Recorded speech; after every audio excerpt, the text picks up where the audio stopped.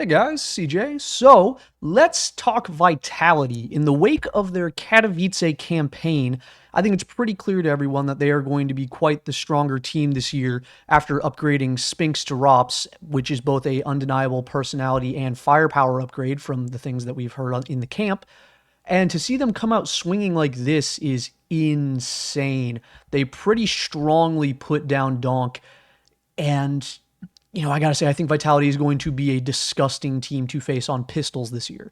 They currently already have a 50% win rate or higher on every single map that they play for pistols with their limited sample size. But, just thinking about it from a hype or eye test perspective, going up against Rops and Zywoo, as well as having them backed up by Mezzy or Flames with pistols, is pretty disgusting. And they showed us a couple rounds this event where they just pulled stuff out of thin air, especially on Mirage, with their pistols where they should not have been able to. And that's going to be their bedrock, especially in MR12, where pistols are even more important.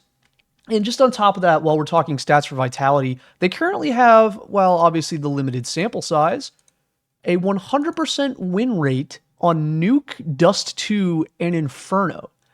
All of those having minimum 3 wins with Nuke at 5.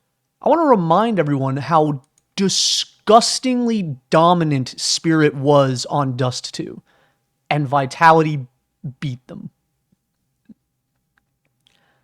And above all else, apEX had incredible individual form during the final. He was often at the top of the scoreboard. He was getting trade frags, getting entries. He even clutched with a pistol against Spirit on Dust 2.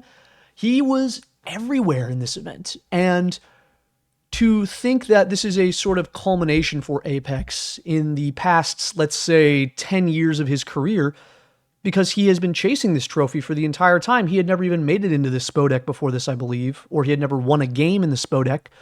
And so with the potential of tournament organizers to be moving away from Katowice as a location next year, murmurings from all the other podcasts and talk shows, it's a storybook ending for him. He'd been chasing this for the entirety of Go, didn't get it, gets it in 2, and now he is one of the few IGLs to have won both Katowice and Cologne in consecutive order. Hooksy is one of the other ones, so do with that what you will. But it's crazy to think that we can make the statement that apEX playing alongside all of the classic French legends, including Kenny S, was not the peak of his career. He won his major or whatever, yeah, but he's winning even more now, dare I say. He's winning tougher matches for more prestigious titles.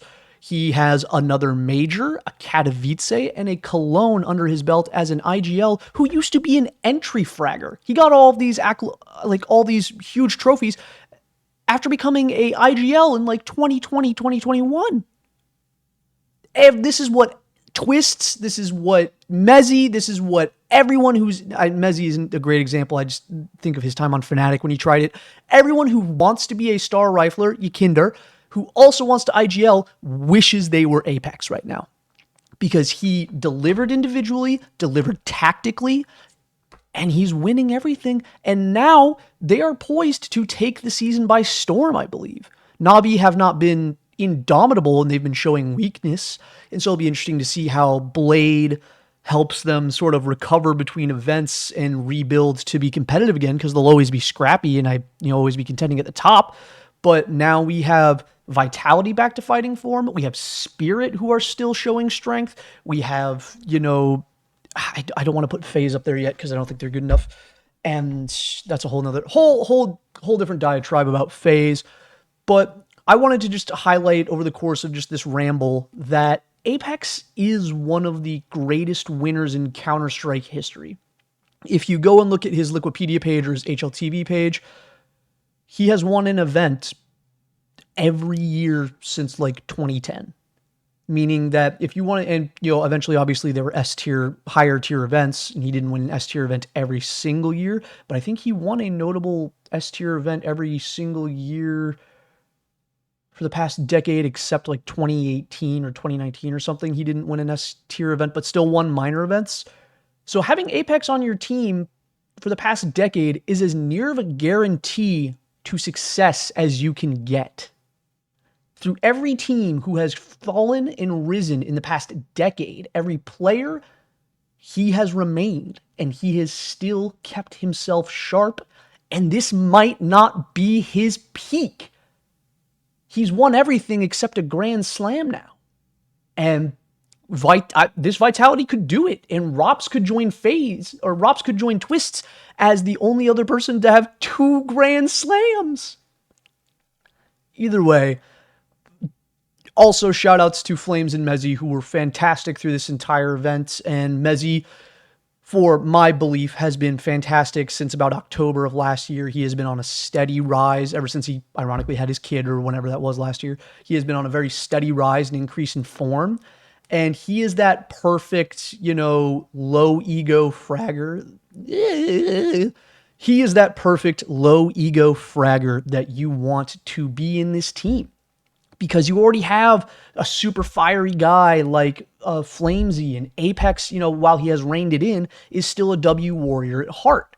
And so to have Rops, who's basically a star anchor, Zywoo, who can do whatever the hell he wants, and having Mezzy also to anchor, you can just, the team's setup is perfect. The roles are perfect. Everyone is comfortable. Everyone looks like they're having a fantastic time. And all the interviews talking about the cultural shift that Rops has brought to this team, Vitality are poised to take over the year. I predicted them to win the last major, which was probably a bit overzealous, but I was expecting Spirit to crumble, yada, yada, yada. You can always go watch those videos if you want. But Vitality, I think, are going to be the team to beat. They are the most complete team in Counter-Strike right now, I think. And that's awesome. Because we have someone leading one of the best teams in the world, potentially the best team in the world right now, who has seen it all.